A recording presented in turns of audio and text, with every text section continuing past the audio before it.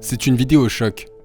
Diffusée ce matin par l'association de protection des animaux L214, ces images ont été tournées dans un élevage porcin à Corbeil, près de Vitry-le-François dans la Marne. Filmées en caméra cachée à l'intérieur des hangars de l'élevage des Grandes Vignes, on y découvre des manipulations violentes et illégales sur des porcelets.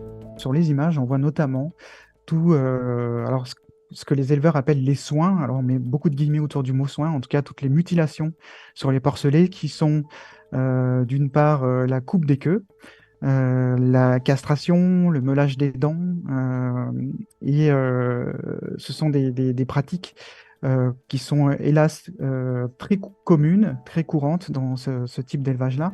Pendant 5 mois, de mai à septembre 2023, 2 membres de L214 et un salarié anonyme ont donc capté tous les mauvais traitements infligés à plus de 4000 bêtes.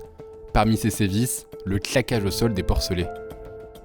C'est-à-dire qu'une truie va mettre au monde un certain nombre de porcelets, mais dans les élevages-là, on va retenir finalement qu'une quinzaine de porcelets. Donc si les porcelets qui sont en trop, ou qui sont jugés un peu trop chétifs, ou qui n'ont pas forcément un plein potentiel économique, qui sont un peu plus maigres que les autres, sont tués dans l'élevage, et là, ils sont tués avec une percussion contre, là, c'est le sol de l'élevage, et on voit sur les images ces percussions qui sont évidemment très violentes et très choquantes, et on voit aussi qu'elles ne sont pas efficaces, et que les porcelets mettent plusieurs minutes finalement à mourir.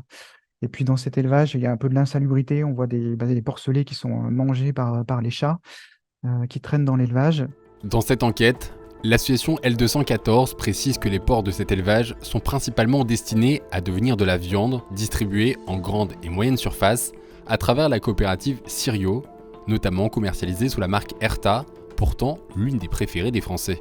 En dénonçant ces mauvais traitements, l'association espère faire réagir le grand public, mais surtout aboutir à des condamnations réelles. On attend des sanctions judiciaires, évidemment, parce que c'est un message qui est envoyé aussi à l'ensemble de la filière et la profession. Et là, ça avance surtout souvent comme ça, par des expositions médiatiques, des réactions qui sont fortes. Et on voit effectivement que les réactions sont fortes.